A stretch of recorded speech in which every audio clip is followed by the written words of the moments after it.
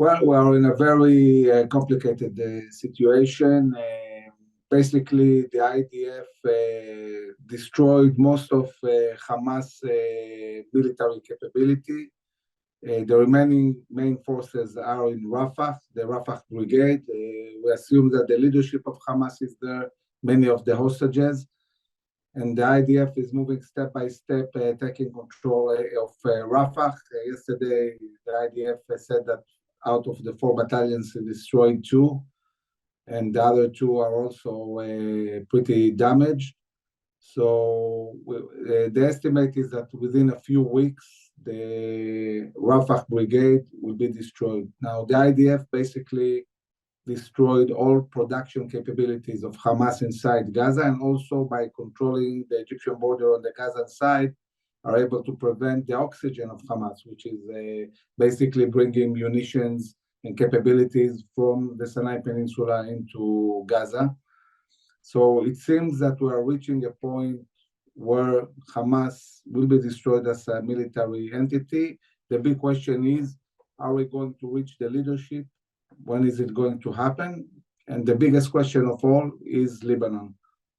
What is going to happen in Lebanon? We cannot live in a reality where 80,000 Israelis are displaced. The north is really in a terrible situation.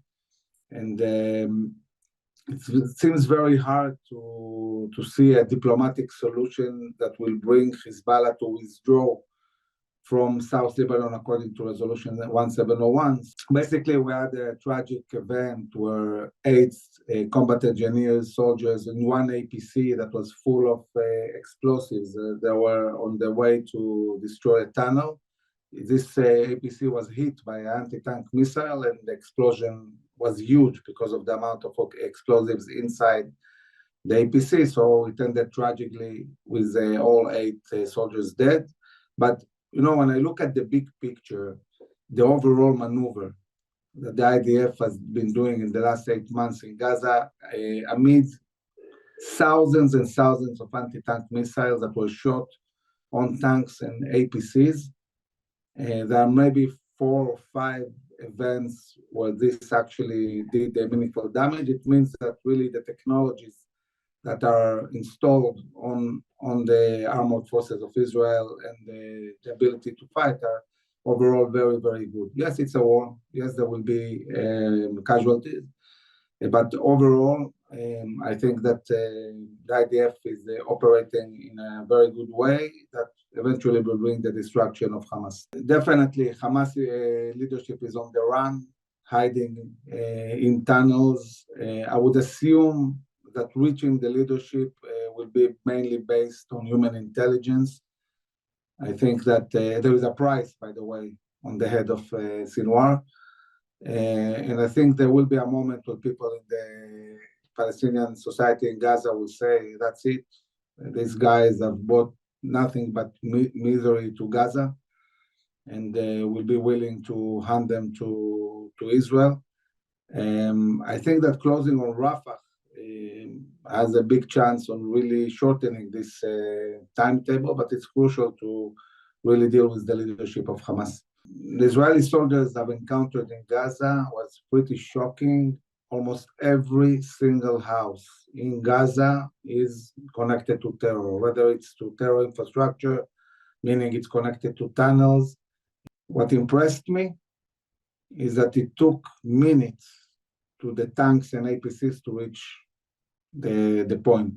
And this means that the IDF is enjoying a real freedom of operation in really big areas in Gaza. You could not pull a rescue like that if the armored forces could not reach fast the location. Once the exchange of fire started, the key issue was, how do you bring the infantry and the tanks fast to deal with this fire and enable the special units to go out with the hostages and rescue them.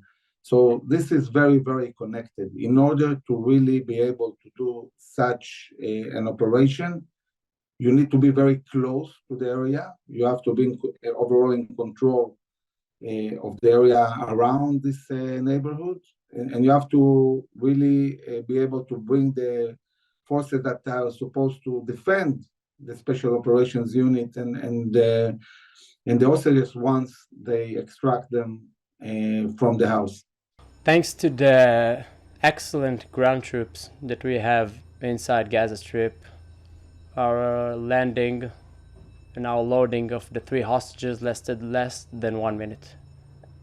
Well, when I first saw the 3 hostages, Shlomi, Almog, and Andre, walking in the helicopter, I felt relief and happiness that surrounded the whole team, the whole helicopter team that were in this mission. Hezbollah, from the 7th of October until now, is operating along a really defined area. It hasn't enlarged dramatically the area where it should, but the strategic situation overall is that Israel is in a reality where 8 months Israeli citizens are out of their homes, in hotels, dispersed all over Israel. Their businesses are not working. People bought houses. They are paying mortgages, which they cannot afford because the houses are empty. Families are falling apart, living a whole family with children in one room in an hotel. This is not a reality Israel can continue with. And really, there are 2 options. It's either a diplomatic solution that will get Hezbollah to withdraw out of South Lebanon. It's very hard to see such an event happening, or full-scale war.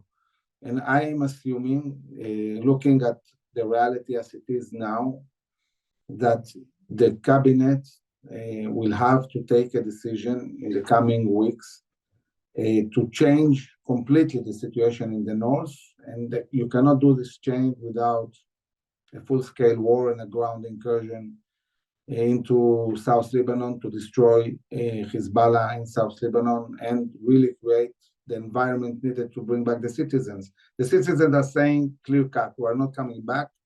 If we have Nukhba on steroids in the form of Radwan forces on our borders, we are not going to live a scenario like the South on the 7th of October. People understand very clearly now the danger. It was there before, but now they saw it with their eyes. They saw what it means. Force like that wading into the towns.